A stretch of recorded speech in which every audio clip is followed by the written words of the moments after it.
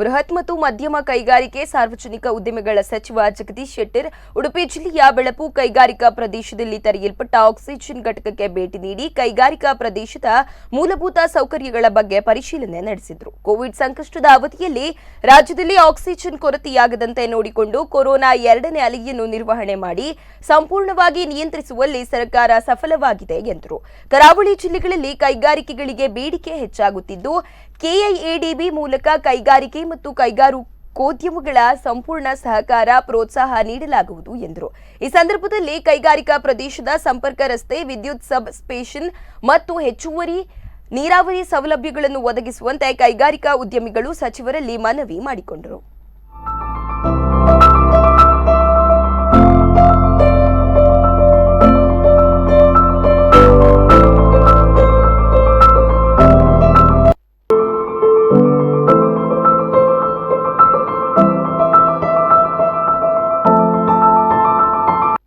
ಕೆಲಸ ಮಾಡಲಿಕ್ಕೆ immediately commencement certificate ಇವೆಲ್ಲ ಕೊಡುವಂಥದ್ದು ಚಾಲೂ ಮಾಡಿದ್ದೇವೆ.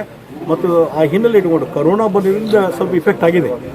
ಆದರೆ ಓವರಾಲ್ ನಮ್ಮ ಬೇರೆ ರಾಜ್ಯನ ನಾವು ಕಂಪೇರ್ ಮಾಡಿದಾಗ ಕೈಗಾರಿಕಾ ಬೆಳವಣಿಗೆ ನಮ್ಮ ರಾಜ್ಯದಲ್ಲಿ ಅತಿ ಹೆಚ್ಚು ಆಗ್ತಾ ಇದೆ. ಆ ಹಿನ್ನೆಲೆಯಲ್ಲಿ ಒಳ್ಳೆಯ ವಾತಾವರಣ ಇದೆ. ಇನ್ನು ಈ ಕೊರೋನಾದು ಈಗ ಜೀರೋಗೆ ಬಂತಂದರೆ ದೊಡ್ಡ ಪ್ರಮಾಣದಲ್ಲಿ ಕೈಗಾರಿಕೆಗಳನ್ನ, ಅದರಲ್ಲಿ ನಂದು ಕಾನ್ಸಂಟ್ರೇಷನ್ ಏನು ಬೆಂಗಳೂರು ಬಿಟ್ಟು ಹೊರಗಡೆ ಟೈರ್ 2, ಟೈರ್ 3 ಸಿಟಿಗೆ ಇಂಡಸ್ಟ್ರಿ ಬೆಳವಣಿಗೆ ಆಗಬೇಕು ಅನ್ನೋದು ನನ್ನ ಗುರಿ ಇದೆ.